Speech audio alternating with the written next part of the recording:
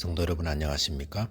2023년 4월 18일 화요 새벽 말씀 함께 나누겠습니다. 함께 나누실 하나님 말씀은 민수기 15장 1절에서 21절까지입니다.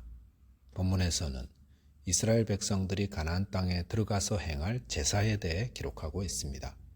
본문을 통해서 하나님이 알려주신 방법대로 하나님을 섬겨야 함과 교회는 신앙 공동체임에 대해서 묵상하겠습니다. 첫째 묵상할 내용은 하나님이 알려주신 방법대로 하나님을 섬겨야 한다는 것입니다.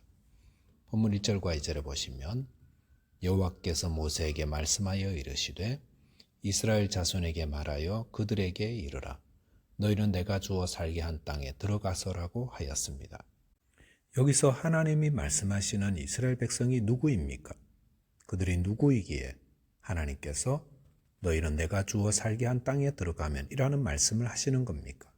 아시는 것처럼 출애굽 1세대 백성들은 바람 광야에서 가나안 땅을 정탐하고 온 사람들의 악평을 듣고 하나님께 원망한 죄로 인해 20세 이상은 여호수아와 갈렙 외에는 아무도 가나안 땅에 들어가지 못하는 징벌을 받았습니다. 그런 의미로 볼 때에 본문에서 하나님이 말씀하시는 대상은 이스라엘 출애굽 2세대다라고 할 수 있습니다. 그래서 이 말씀하시는 때를 추측해 보자면 이스라엘 1세대가 다 죽고 난 이후라는 것입니다. 또한 그런 의미로 보면 민수기 14장과 15장 사이에는 38년의 시간차가 존재한다 할 수 있습니다. 민수기 14장에서 원망하다 징벌을 받은 이스라엘 백성들에게 그 후 38년간 무슨 일이 있었는지 민수기서는 기록하지 않고 있습니다. 그 이유는 특별한 일이 없었을 수도 있었고 아니면 기록으로 남길 가치가 없었기 때문이라고도 할 수 있습니다. 본문 3절에 보시면 여호와께 화제나 번제나 서원을 갚는 제사나 낙헌제나 정한 절기제에 소나 양을 여호와께 향기롭게 드릴 때에라고 하였습니다. 여호와 하나님이 가나안 땅에 들어가게 될 이스라엘 백성 2세들에게 전하시는 말씀은 제사에 대한 것이었습니다. 전장 14장에서 1세대들을 향하여서는 징벌을 내리신 하나님께서 38년이 지나고 가나안 땅에 들어갈 2세들에게는 제사를 이야기하셨다는 것은 무엇을 뜻하겠습니까? 그것은 제사를 통해 하나님 섬기는 법을 가르쳐주고 계시다는 겁니다. 하나님을 어떻게 섬겨야 합니까? 그것을 제사법을 통해서 알려주시는 것입니다. 이를 통해 저희에게 주시는 교훈은 무엇입니까? 그것은 하나님을 섬기는 것은 내 마음대로 하는 것이 아니다라는 겁니다. 하나님을 섬기는 것은 하나님이 일러주신 방법을 통해서 해야 합니다. 본문 4절에 보시면 헌물을 드리고 싶을 때 어떻게 해야 합니까? 고운 가루를 얼마나 드려야 할지, 기름을 얼마나 섞을지를 하나님이 가르쳐 주신 대로 해야 합니다. 헌물인데 아무렇게나 하면 어때? 어차피 다 불태워 없어질 텐데 이렇게 자기 생각대로 해서는 안 됩니다. 그 이하에 나오는 번제나 전제, 소제 다 마찬가지입니다. 하나님을 섬기려면 하나님이 어떻게 섬기라 했는지를 배워야 합니다. 아론의 두 아들 나답과 아비후는 제사장직을 감당할 때 하나님이 명하신 불이 아니라 자기들 생각대로 다른 불을 들였다가 죽임을 당했습니다. 이들은 아마도 불이란 것이 성냥불이나 화롯불이나 다 그게 그거지 하는 생각을 했을지 모릅니다. 하지만 이것은 하나님을 섬기는 자의 모습이 아닙니다. 하나님을 섬기려면 하나님이 명하신 방법대로 해야 합니다. 히브리서 10장 25절에 보시면 모이기를 패하는 어떤 자들의 습관과 같이 하지 말고 오직 권하여 그날이 가까움을 볼수록 더욱 그리하자라고 하였습니다. 이 말씀에서는 우리가 하나님을 섬길 때 모이기를 힘쓰라 하였습니다. 예수를 주로 고백하는 자들이 자주 모여서 함께 예배하고 함께 하나님을 섬기라는 것입니다. 그 모임이 교회입니다. 물론 모여서 하나님을 섬기다 보면 사람들로 인한 상처도 있고 어려움도 있습니다. 그렇다고 교회를 떠나서는 안 됩니다.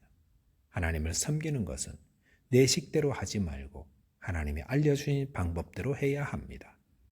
저와 여러분께서 하나님 섬기는 법을 말씀을 통해 배우고 하나님을 바로 섬기는 자 되시기 바라겠습니다. 두 번째로 묵상할 내용은 교회는 신앙 공동체다라는 것입니다. 본문 14절에 보시면 너희 중에 거류하는 타국인이나 너희 중에 대대로 있는 자나 누구든지 여호와께 향기로운 화제를 드릴 때에는 너희가 하는 대로 그도 그리할 것이라 라고 하였습니다. 이스라엘 백성들에게 하나님을 어떻게 섬겨야 할지 제사법을 알려주신 하나님은 이스라엘 안에 있는 다른 사람들에 대해서도 말씀하셨습니다. 즉 이스라엘 중에 거류하는 타국인이나 대대로 있는 자라고 하였습니다. 이스라엘 중에 거류하는 타국인이란 단기 체류자를 의미합니다. 그들은 이스라엘이 가나안 땅에 거주할 때 그들 가운데 임시로 거주하는 타국인들이었습니다. 또한 너희 중에 대대로 있는 자란 이스라엘 백성으로 귀화하지는 않았지만 이스라엘의 문화와 종교에 동화된 자를 의미합니다. 이렇게 단기 거류자와 장기 거류자들이 여호와께 향기로운 화제를 드리려 할 때는 어떻게 해야 하는 겁니까? 그들은 자격이 없으니 못하는 것입니까? 아니면 그들은 재물의 2배를 바쳐야 하는 것입니까? 아니면 절반만 바쳐야 하는 것입니까? 이런 질문들이 나올 수 있습니다. 그런데 본문에서는 무엇을 하셨습니까? 너희가 하는 대로 그도 그리할 것이니라 라고 하였습니다. 무슨 말입니까? 똑같이 하라는 것입니다.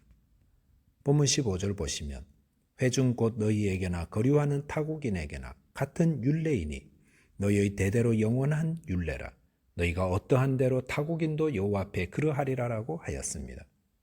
15절에서 하나님은 다시금 정리해 주셨습니다. 이스라엘 회중 가운데 거류하는 사람은 타국인이든 상관없이 같은 율례라고 하였습니다. 이것은 무엇을 의미하겠습니까? 하나님을 섬기는 것은 모든 사람에게 동일하다라는 것입니다. 하나님은 이스라엘 백성이라고 더 특별하게 섬겨야 하는 것도 아니고 타국인이라고 다르게 하라 하지 않으셨습니다. 이것은 이스라엘이 혈연 공동체가 아니라 신앙 공동체라는 것을 말씀해 줍니다.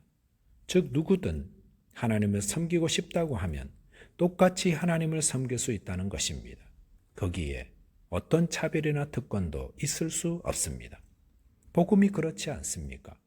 복음은 누구에게나 열려 있습니다. 로마서 1장 16절에서는 내가 복음을 부끄러워하지 아니하노니 이 복음은 모든 믿는 자에게 구원을 주시는 하나님의 능력이 됨이라. 먼저는 유대인에게요 그리고 헬라인에게로다 라고 하였습니다. 하나님의 아들 예수 그리스도께서 그를 믿는 자의 죄를 사하시고 하나님 앞에서 의로운 자 되게 하시고 영생을 주셨다는 이 복음은 유대인에게나 헬라인에게나 다 동일한 것이요 다 동일한 능력이 됩니다. 바울 시대에 유대인과 헬라인 사이에는 큰 차이가 있었지만 복음 안에는 이 차이가 무의미하게 되었습니다. 그 결과 초대교회는 복음 안에서 모인 신앙 공동체가 되었던 것입니다. 저희 교회가 한인교회라서 한국말로 하다 보니 한국 사람들만 모이지만 그렇다고 해서 다른 민족 사람들에게 닫혀 있는 곳이 아닙니다. 이 교회는 민족 공동체가 아니라 신앙 공동체입니다. 교회를 혈연 공동체나 민족 공동체로 오해해서는 안 됩니다. 과거 미국에서는 백인들만 들어가는 교회가 있지 않았습니까? 어떤 흑인이 그 교회에 들어가려다 제재당해서 교회 밖에서 울고 있는데 옆에 예수님이 계시더라는 겁니다. 그래서 아니 왜 예수님이 여기 계십니까 했더니 나도 못 들어가고 있다 라고 했다지 않습니까? 교회가 복음 위에 세워진 신앙 공동체가 될 때라야 그것은 참된 주님의 교회가 됩니다. 말씀을 정리하겠습니다. 하나님을 섬기는 것은 하나님이 가르쳐 주신 방법대로 해야 합니다. 또한 교회는 복음 안에서 누구나 하나님을 섬길 수 있는 신앙 공동체입니다. 기도하겠습니다. 하나님 아버지, 저희를 하나님 자녀 삼아주심을 감사합니다. 하나님께서 저희에게 계시해 주신 복음을 따라 하나님을 바로 섬기는 자 되게 하여 주옵소서. 또한 저희 교회가 복음 안에서 차별이 없는 신앙 공동체로서 건강하게 세워지게 하여 주옵소서. 예수 그리스도 이름으로 기도하옵나이다. 아멘. 오늘도 주 안에서 승리하는 하루 되시기 바라겠습니다. 감사합니다.